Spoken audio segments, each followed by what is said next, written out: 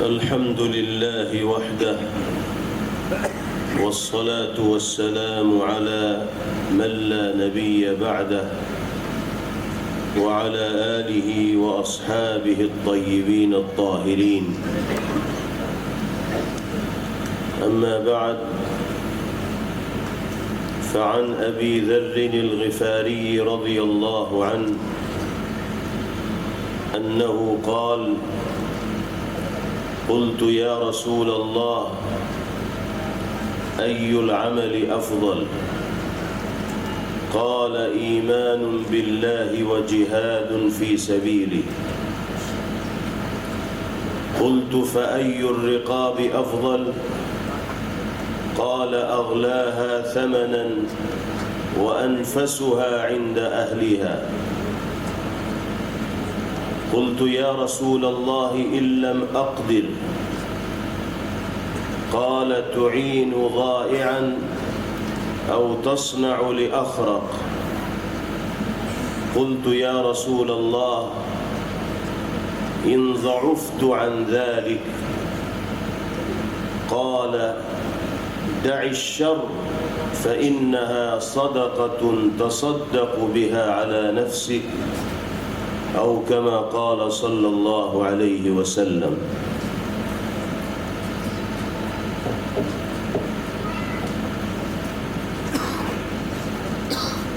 حضرت صدر محترم دامت برکاتہم العالیہ، اسٹیج پر تشریف فرما قابل احترام حضرات علماء کرام، میرے بہت ہی محترم بزرگوں، بھائیوں، نوجوان ساتھیوں اور پردہ نشین ماؤں اور بہنوں، سب سے پہلے ہم سب کو شکر گزار ہونا چاہیے اللہ رب العزت والجلال کا، جس نے ایک ایسے موقع پر دین کی نسبت پر جمع ہونے کی توفیق و سعادت ہمیں میسر فرمائی، جبکہ دنیا میں بسنے والے انسانوں کا بڑا طبقہ نئے سال کی آمد کے جشن و مسرت کی مناسبت سے منعقدہ غیر شرعی تقریبات میں شریک ہو رہا ہے۔ یہ اللہ کا کرم ہے کہ اس نے ایسے ماحول میں دینی شعور اور ایمانی فہم کا لحاظ رکھتے ہوئے قرآن مقدس سے منسوب اس عظیم المرتبت محفل و مجلس میں شریک ہونے کی سعادت میسر فرمائے۔ اللہ تعالی ہم سب کے اس اجتماع کو اور مل بیٹھنے کو اپنی بارگاہ میں شرف قبول نصیب فرمائے۔ ہمیں اپنے بھائیوں اور بہنوں کو نئے سال کی آمد کے حوالے سے اسلامی اور شرعی نقطہ نظر سے بھی آگاہ اور باخبر کر دینا چاہیے۔ انسان کی زندگی میں آنے والا ہر نیا دن، نیا ہفتہ، نیا مہینہ، نیا سال خوشی، مسرت اور جشن کے اظہار کا موقع نہیں ہوتا، بلکہ یہ مواقع اپنی ماضی کی زندگی میں جھانکنے کے، اپنے حال کا جائزہ لینے کے اور مستقبل کے لیے دنیاوی اور اخروی کامیابیوں کے حوالے سے لائحہ عمل طے کرنے کے ہوتے ہیں۔ انسان کی زندگی کے جتنے لمحات بیتتے ہیں، گزرتے ہیں، وہ موت سے اتنا قریب جاتا رہتا ہے، اور موت سے قربت پر موت کی تیاری کی جاتی ہے، جشن و مسرت اور خوشی کا اظہار نہیں کیا جاتا۔ ہمیں ایک مسلمان و مومن ہونے کی حیثیت سے، اسلامی نقطہ نظر سے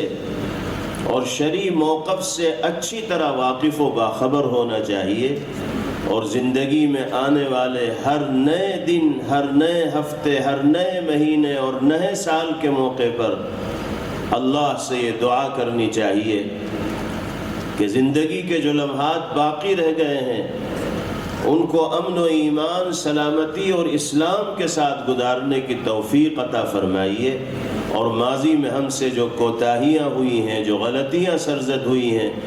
ان کو درگزر فرما دیجیے، معاف فرما دیجیے۔ سرکار دو عالم جناب محمد الرسول اللہ صلی اللہ علیہ وسلم جب نئے مہینے کا چاند دیکھا کرتے تھے تو اسی انداز کے دعائیہ جملے آپ کی زبان مبارک سے جاری ہوتے تھے۔ اللہم ادخلہ علینا بالامن والایمان والسلامة والاسلام ورضوان من الرحمن۔ اے اللہ، اس نئے مہینے کو، نئے سال کو ہماری اور ساری انسانیت کی زندگی میں امن و امان و ایمان، سلامتی اور اسلام کے داخل ہونے کا باعث و ذریعہ بنائیے، اور اللہ کی جانب سے رضا اور رضوان اور خوشنودی کے حصول کا باعث و ذریعہ بنائیے۔ انسان کو اپنی زندگی کا جائزہ لینا چاہیے اور مستقبل کی تابناکی کے لیے، دنیاوی اور اخروی کامیابیوں کو حاصل کرنے کے لیے فکر مندی کے ساتھ زندگی گزارنی چاہیے۔ سیدنا حضرت عبداللہ ابن مسعود رضی اللہ تعالی عنہ ارشاد فرمایا کرتے تھے، ما ندمت على شيء كندمي على يوم نقص فيه اجلی ولم يزد فيه عملی۔ فرماتے تھے ابن مسعود رضی اللہ تعالی عنہ کہ مجھے سب سے زیادہ ندامت و شرمندگی زندگی میں ایسے دن کے گزرنے پر ہوتی ہے جس میں عمر کے لمحات کم ہو گئے ہوں اور نیکیوں میں اضافہ نہ ہوا۔ مجھے سب سے زیادہ احساس ندامت اسی وقت ہوتا ہے جب لمحات زندگی کم ہو گئے ہوں اور نیکیوں کی تعداد میں اضافہ نہ ہوا ہو۔ ہم اپنے گریبان میں جھانکیں، کتنی تیزی کے ساتھ ہماری زندگی گزر رہی ہے۔ ابھی سال شروع ہوا تھا اور اب سال آخری پائیدان پر پہنچ گیا ہے۔ یہ بھی قیامت کی علامات اور نشانیوں میں سے ایک نشانی۔ جناب رسول اللہ صلی اللہ علیہ وسلم نے ارشاد فرمایا، لا تقوم الساعة حتى يتقارب الزمان۔ قیامت اس وقت تک نہیں آئے گی جبکہ زمانہ قریب ہو جائے گا۔ زمانے کے قریب ہونے سے مراد، تقارب زمان سے مراد زمانے سے برکت کا اٹھا لیا جانا ہے۔ وقت برق رفتاری کے ساتھ گزرے گا اور انسان یہ محسوس نہیں کر پائے گا کہ کس تیزی کے ساتھ اس کی زندگی کے لمحات بیت گئے، گزر گئے۔ حضور پاک علیہ السلام نے فرمایا، اتنی تیزی کے ساتھ وقت گزرے گا کہ تکون السنۃ کالشہر والشہر کالجمعہ والجمعۃ کالیوم والیوم کالساعہ والساعۃ کالظرمۃ بالنار۔ پورا سال ایک مہینے کی طرح گزر جائے گا، مہینہ ہفتے کی طرح گزر جائے گا، ہفتہ دن کی طرح گزر جائے گا، دن ایک لمحے اور گھڑی کی طرح گزر جائے گا، اور لمحہ آگ کی چنگاری کی طرح گزر جائے گا، پتہ ہی نہیں چلے گا۔ اس تیزی کے ساتھ انسانی زندگی اپنے اختتام کی طرف جا رہی ہے۔ ایسے مواقع پر جشن و مسرت اور خوشی کا اظہار کرنے کے بجائے اپنے گریبان میں جھانکنا چاہیے، ماضی کے دریچوں کا جائزہ لینا چاہیے اور مستقبل کی کامیابی کے لیے لائحہ عمل طے کرنا چاہیے اور فکر مندی کے ساتھ زندگی گزارنی چاہیے۔ افسوس یہ ہے کہ غیر قوموں کی شانہ بشانہ اپنے دلوں میں ایمانی نور رکھنے والے افراد بھی نئے سال کی آمد پر رنگ برنگی تقریبات کا دلچسپی کے ساتھ حصہ بنتے ہیں، اور وہ رات جو گزرے ہوئے سال کی آخری اور آنے والے سال کی پہلی رات ہوتی ہے، اس میں جو طوفان بدتمیزی ہوتا ہے اور بے حیائی کے جو مناظر اللہ کی اس دھرتی کے اوپر کیے جاتے ہیں اور مشاہدے کے اندر آتے ہیں، ان کی موجودگی میں اگر اللہ کا غضب اور غصہ روئے زمین پر نازل نہیں ہوگا تو اور کیا ہوگا؟ ہمیں اس طرح کی تمام حرکتوں سے اور اعمال بد سے اپنے آپ کو تو بچانا ہی ہے، اپنے سماج و معاشرے میں زندگی گزارنے والے افراد کو بھی یہ پیغام دینا ہے کہ یہ مواقع دلوں میں جھانکنے کے اور آئندہ کے لیے لائحہ عمل طے کرنے کے ہوتے ہیں، جشن مسرت اور خوشی کا اظہار کرنے کے نہیں ہوتے۔ اللہ کا کتنا بڑا کرم ہے کہ ایسے ماحول میں جبکہ دنیا میں ایک بہت بڑی تعداد اس طرح کے خلاف شرع پروگراموں کا حصہ بن رہی ہے، اللہ نے ہمیں اور آپ کو دین کی نسبت پر قرآن پاک کی محبت میں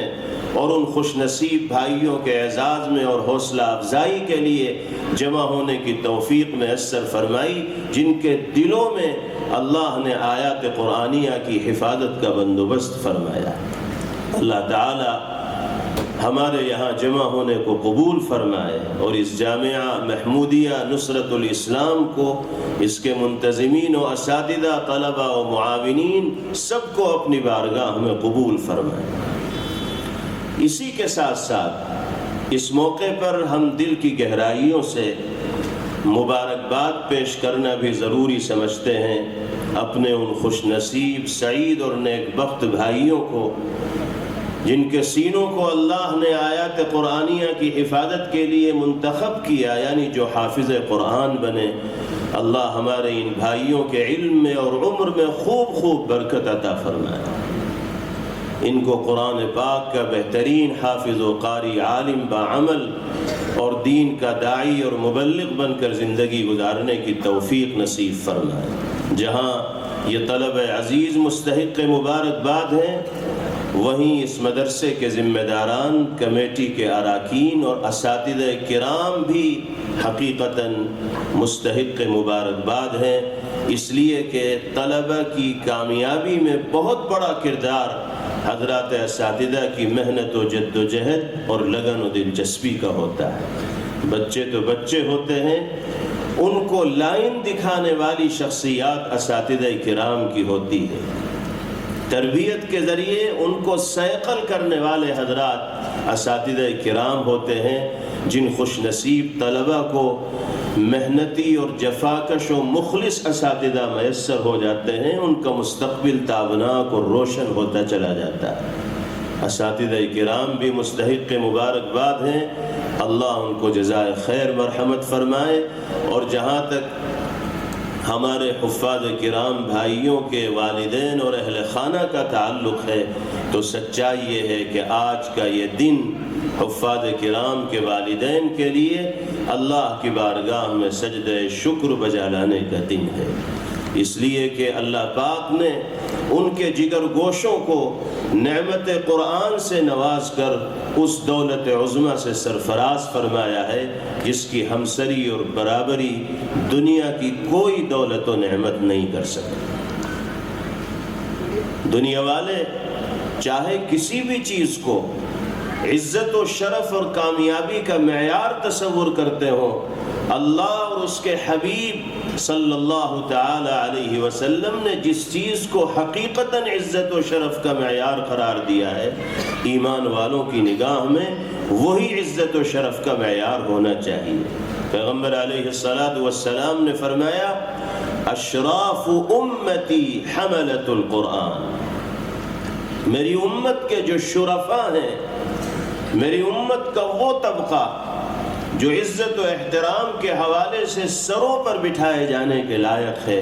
جس کو عقیدت و محبت کے ساتھ دیکھنا بھی اللہ کی نگاہ میں عبادت ہے، جو واقعی شرف و عزت کے حامل ہیں، وہ کون ہیں؟ جن کے سینے میں قرآن ہے، جن کی زبان پر آیات قرآنیہ جاری ہے، جن کی زبان قرآنی آیات کی ترجمان بنتی ہے پاکیزگی کے اعتبار سے، جن کی نگاہوں کی پاکیزگی قرآن سے وابستگی کی علامت و نشانی ہوتی ہے، جو اپنے روز و شب قرآنی ہدایات و تعلیمات کے مطابق گزارنے میں کامیاب ہوتے ہیں۔ نبی کریم علیہ السلام فرماتے ہیں کہ امت میں باعزت اور شرفا کے رتبے اور مقام پر فائز کیے جانے کے لائق یہی حضرات ہیں۔ اللہ تعالی ہم سب کو قرآن پاک سے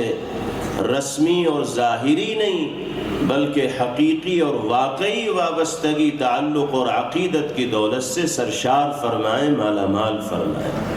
ہماری کمزوری یہ ہے کہ ہم زبانی طور پر تو قرآن پاک سے محبت کا دم بھرتے ہیں، قرآن کی صداقت و حقانیت پر ایمان لانے کا اعتراف و اقرار کرتے ہیں، محبت و عقیدت میں قرآن کا بوسہ بھی لیتے ہیں، سینے سے بھی لگاتے ہیں، سر پہ بھی رکھتے ہیں، لیکن جب عملی میدان میں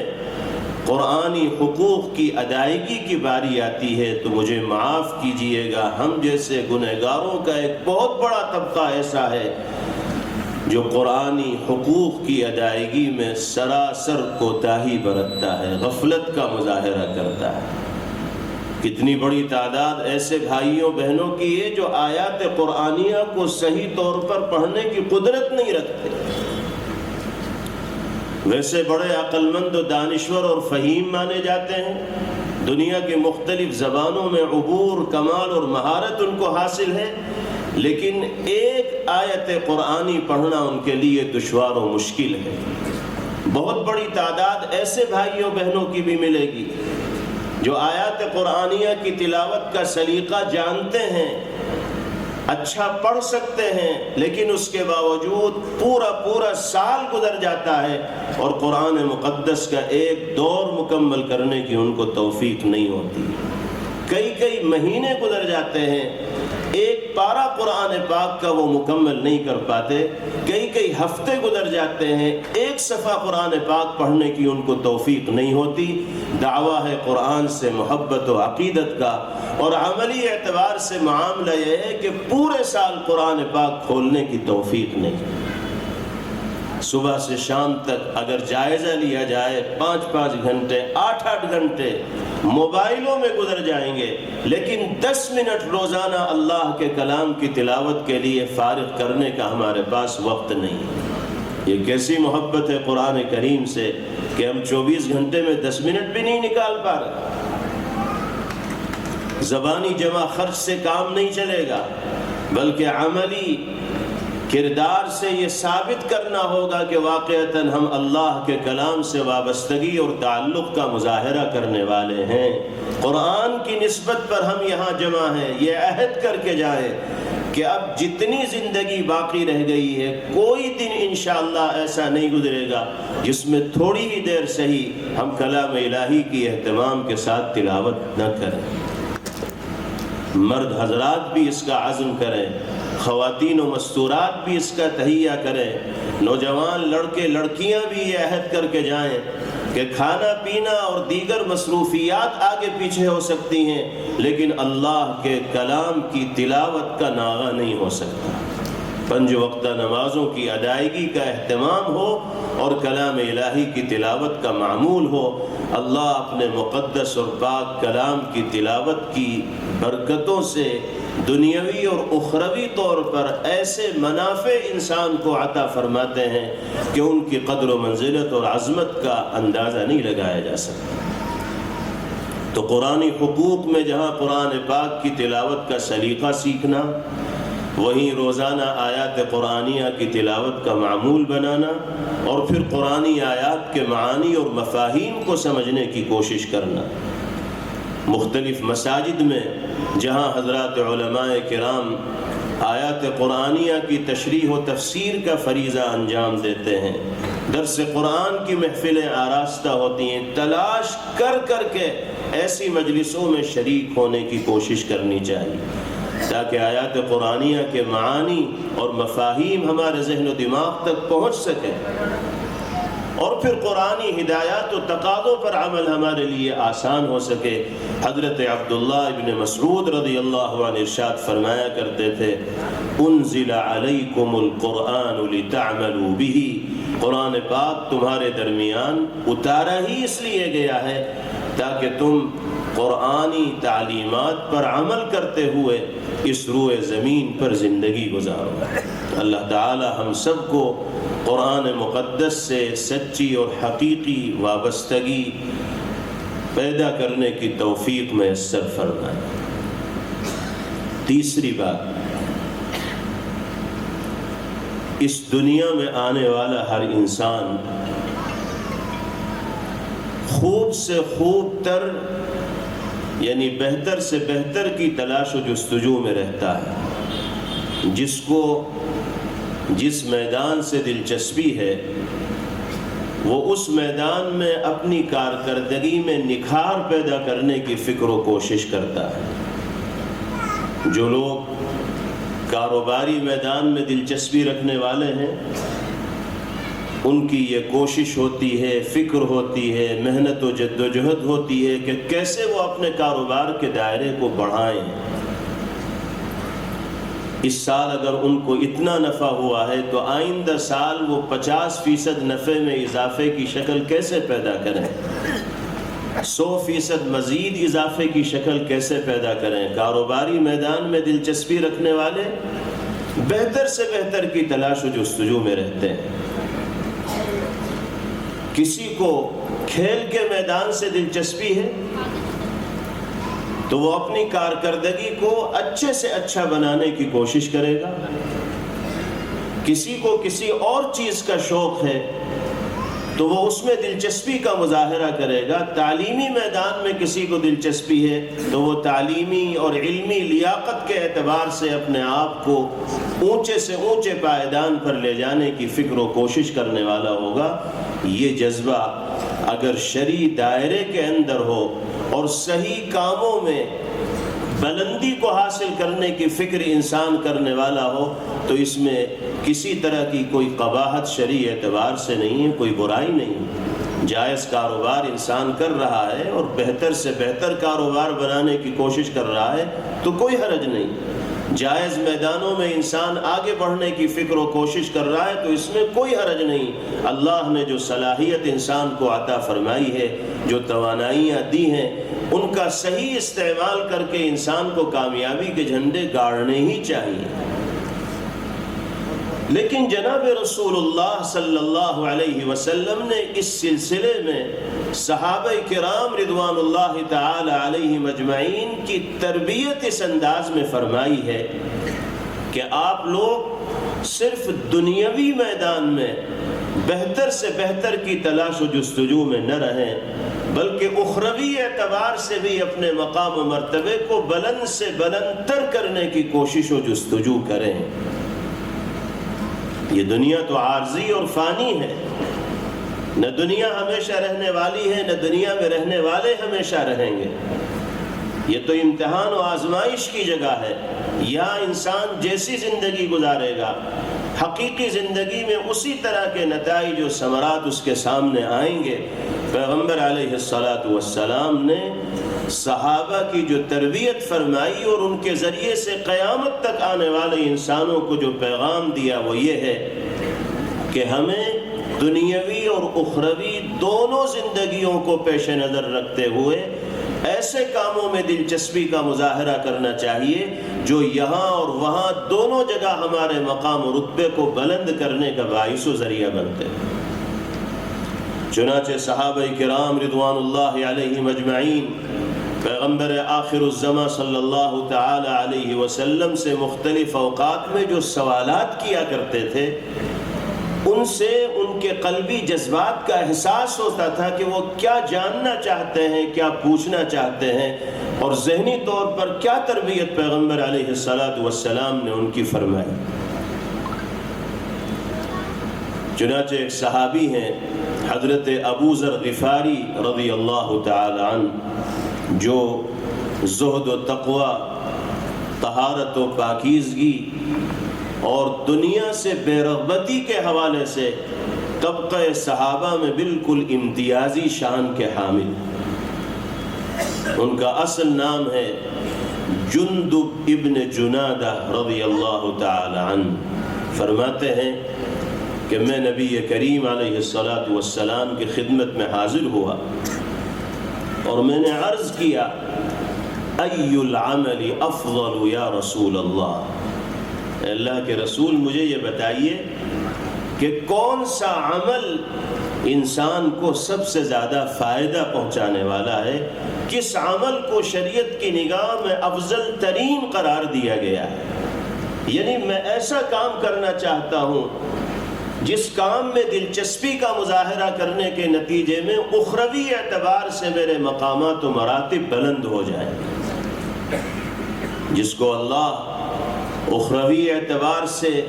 کامیاب زندگی مرحمت فرمائیں گے تو دنیا کی زندگی تو کامیابی اور کامرانی سے ہمکنار ہو ہی جائے گی. پیغمبر علیہ السلام نے فرمایا کہ جس کی فکر آخرت کی کامیابی کی فکر بن گئی تو اللہ دنیا کے مصائب و مسائل اور پریشانیوں سے اس کی کفایت فرمائیں گے. فکر آخرت کے حامل ہونے کی وجہ سے دنیا کی ٹینشن سے اللہ پاک اس کو فری فرما دیں گے. یہاں کی عافیت بھی مقدر ہو جائے گی اور وہاں کی کامیابی بھی اس کا نصیبہ بن جائے گی.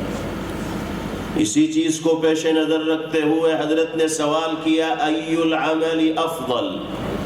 یا رسول اللہ یہ بتائیے کہ افضل ترین عمل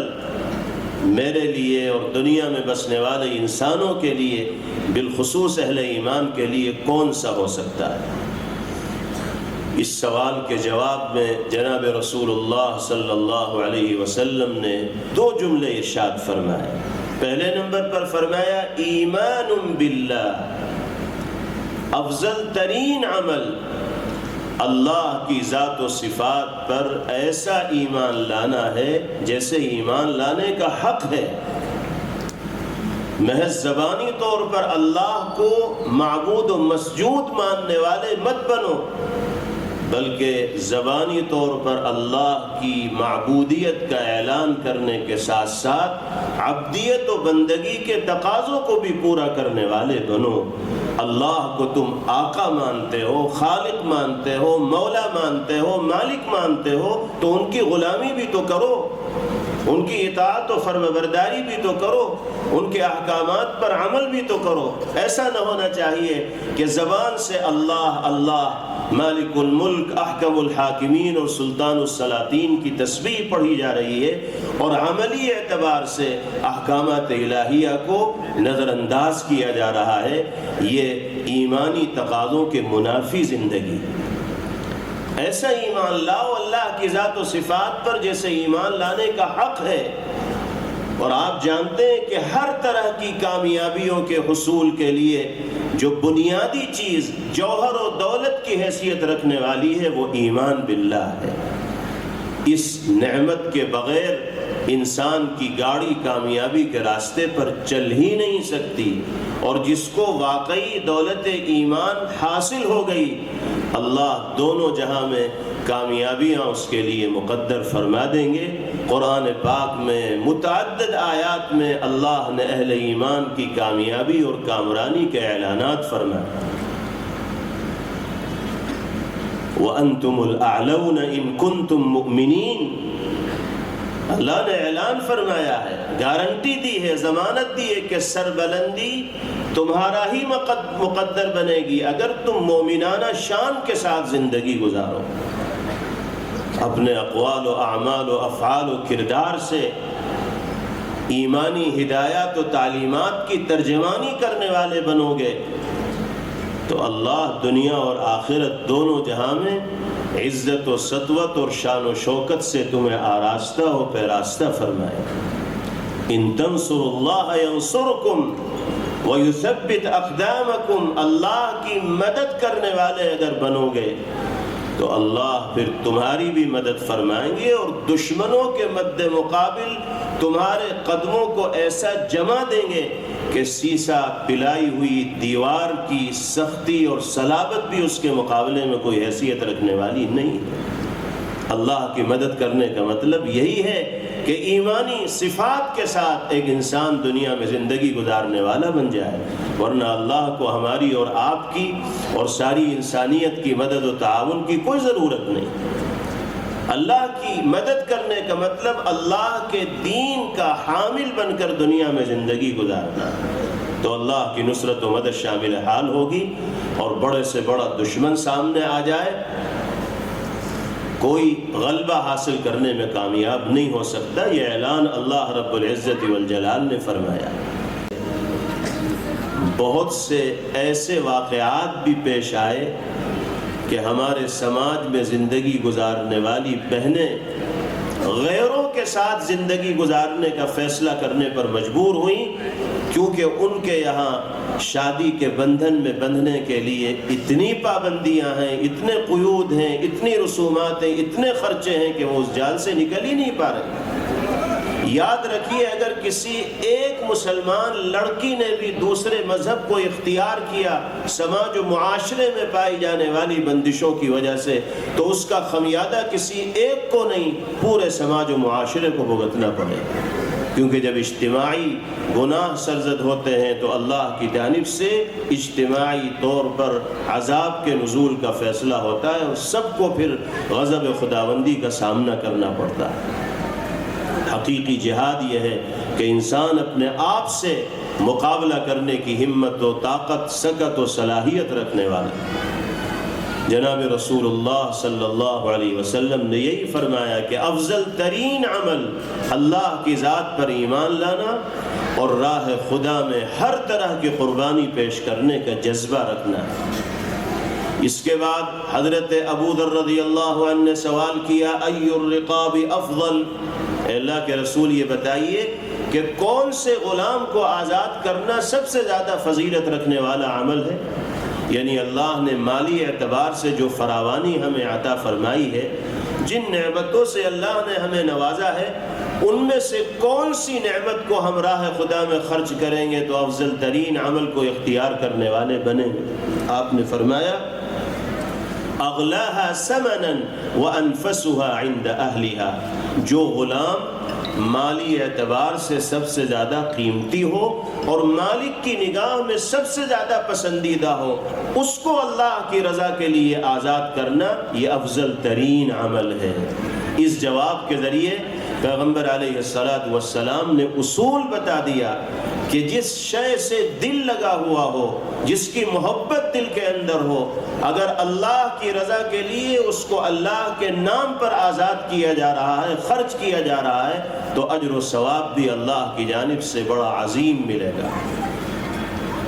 قرآن پاک کی آیت مبارکہ نازل ہوئی، لن تنالوا البر حتى تنفقوا مما تحبون، جس کا ترجمہ یہ ہے کہ تم اس وقت تک نیکی حاصل نہیں کر سکتے جب تک کہ تم اپنی محبوب چیزوں کو، محبوب مال کو اللہ کی راہ میں خرچ نہ کر دو۔ حضرت ابو طلحہ رضی اللہ عنہ اس آیت مبارکہ کو سنتے ہی پیغمبر علیہ السلام کی خدمت میں حاضر ہوئے